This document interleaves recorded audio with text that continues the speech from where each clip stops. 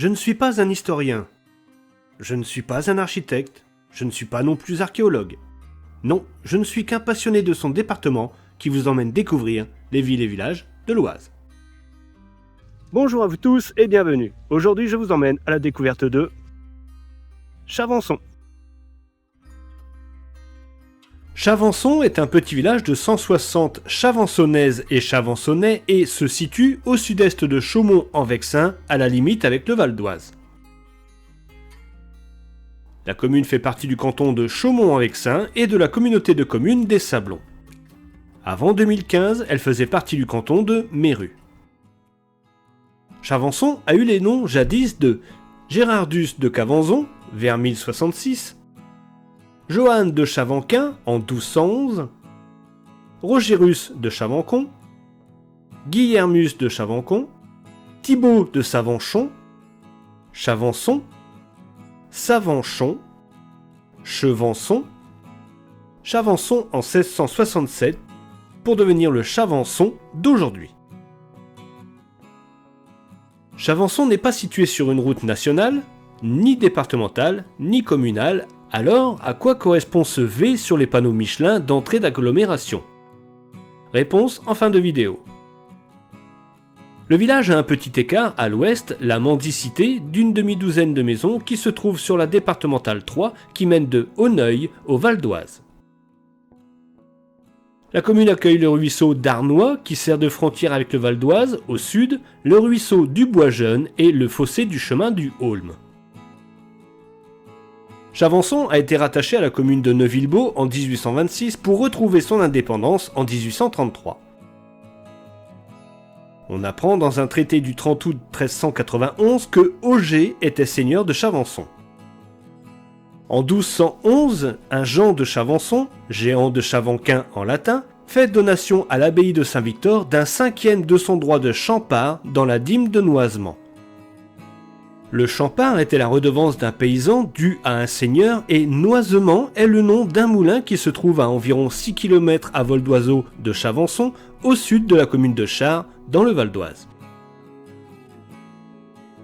En 1224, Roger de Chavançon approuve la donation faite à l'abbaye de Saint-Martin-des-Champs d'une part de sang et de dîmes comprises dans leur fief de Méru par Robert de Boissy, Marguerite sa femme et Dreux d'Hérouville. Dans un procès-verbal de la rédaction des coutumes de bailliage de Senlis, daté du 16 août 1639, on apprend que messire Georges d'Ansois, chevalier, est seigneur de Chavançon. Dans le journal L'Oise Matin du 8 mars 1954, on peut lire que Chavançon a connu une grève pour le moins inhabituelle. Suite à la décision de l'académie de supprimer le poste d'instituteur du village, qui ne comptait que 12 enfants dans sa classe, le village se retrouva durant plus de 2 mois sans école, sans maire, sans conseil municipal, sans secrétaire de mairie, sans garde champêtre et bien sûr sans instituteur. Allons découvrir l'église de Chavançon. L'église Notre-Dame de la Nativité, parfaitement orientée, est un édifice qui ne garde de son église primitive du XIIe siècle que la belle fenêtre romane du chevet. Le reste de l'église a été entièrement remanié au XVIe siècle.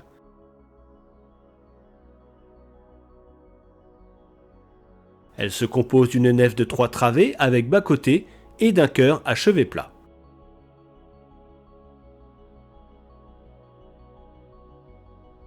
Si elle est assez simple à l'extérieur, on peut quand même souligner la fenêtre du chevet et son clocher-porche assez surprenant et inhabituel.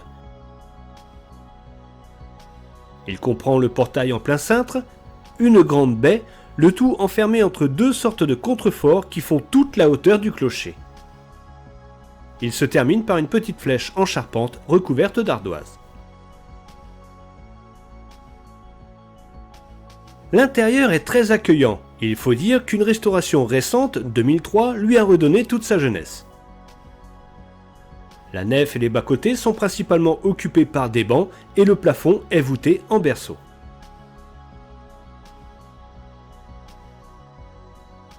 Les 3 travées sont séparées par des piliers ronds avec d'impressionnantes bases carrées. 2 petits autels se trouvent de part et d'autre de l'arc triomphal et au bout de chaque bas-côté se trouve un passage dit berrichon, comme je l'ai déjà vu à Belle-Église et Rouvres en Mulcien. Le chœur à chevet plat est vraiment joli avec ses voilages et ses décorations. Il est lui aussi avec une voûte en berceau et la sacristie se trouve derrière le maître-autel. À noter 2 belles stalles de chaque côté du chœur ainsi que la croix originale du calvaire que nous verrons bientôt.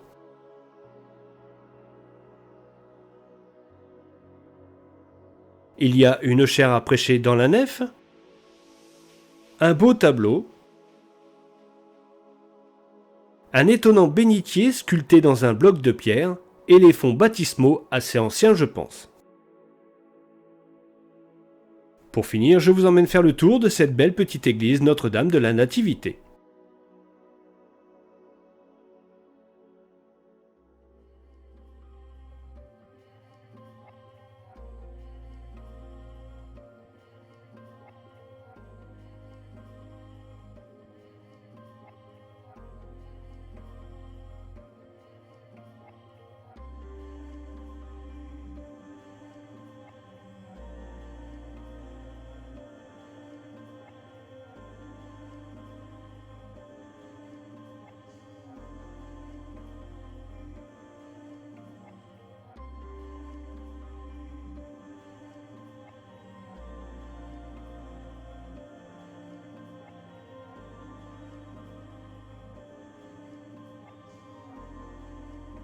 Retournons dans les rues de Chavançon. Le monument aux morts se trouve dans la rue principale près de la mairie. Un très beau calvaire se trouve juste devant l'entrée de l'église avec une croix dont nous venons de voir l'original sculptée d'un Christ en croix sur une face et d'une Vierge à l'enfant sur l'autre. Il reste donc 2 panneaux de signalisation Michelin de 1958 sur la route principale du village qui se trouve être de nos jours une route communale, mais qui avant cette dénomination était un chemin vicinal, d'où le V sur ces 2 panneaux. Il y a une grande mare à l'entrée nord du village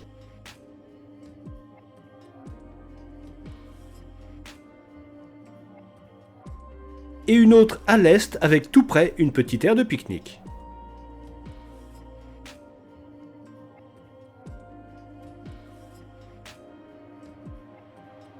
Pour l'éducation, Chavançon fait partie d'un syndicat intercommunal de regroupement scolaire, SIRS, avec les communes de Monneville, La Ville-Tertre et Tourly.